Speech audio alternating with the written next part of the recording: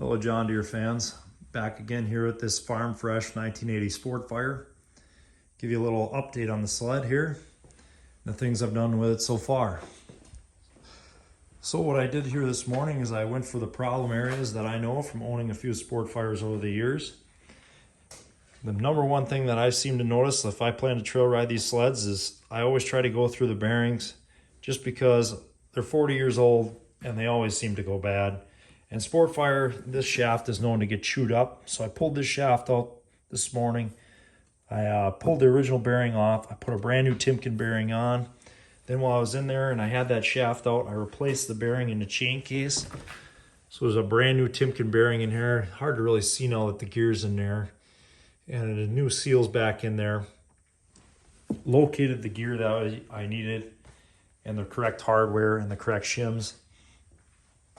So I got that in there this morning. I like to just change them for the peace of mind. Like I said, I like to trail ride these things. I know I'm not making a full-blown restoration out of it, but I don't want to get towed home by one of my buddies.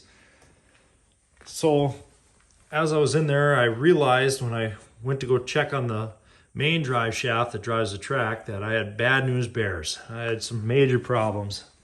Unfortunately, on the speedometer drive side, let's take you around this side here, where the speedometer drive normally sits here on this side of the drive shaft, the owner must not have been up on his maintenance, because unfortunately the shaft is all chewed up here from the bearing walking all over. The bearing went tight and ate the shaft. So this shaft is unfortunately in need of getting spun down and a new piece pressed on. But luckily, being that I've tore a few of these sleds apart, I have a shaft here with an already repaired end on it.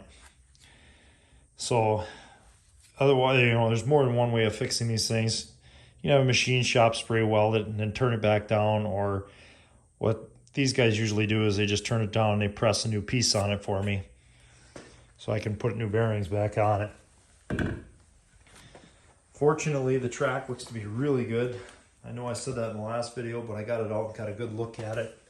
For a cleated track, it's in pretty dang good shape. Normally they're just trashed.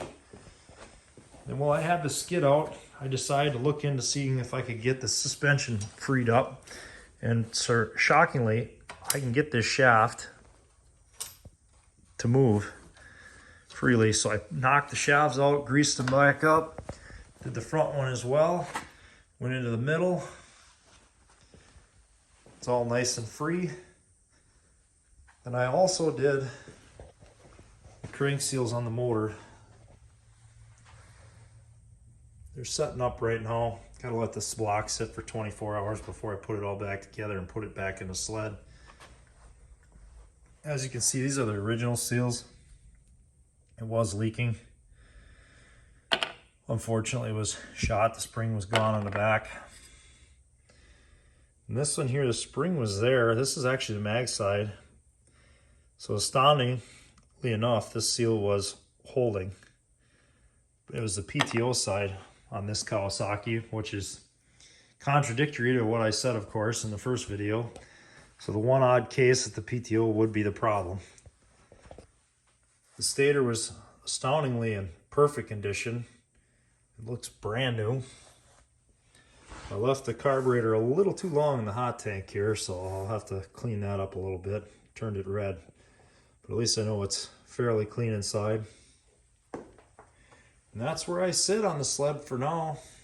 Hopefully I can have it ready for whenever we get snow again. Thanks again for watching.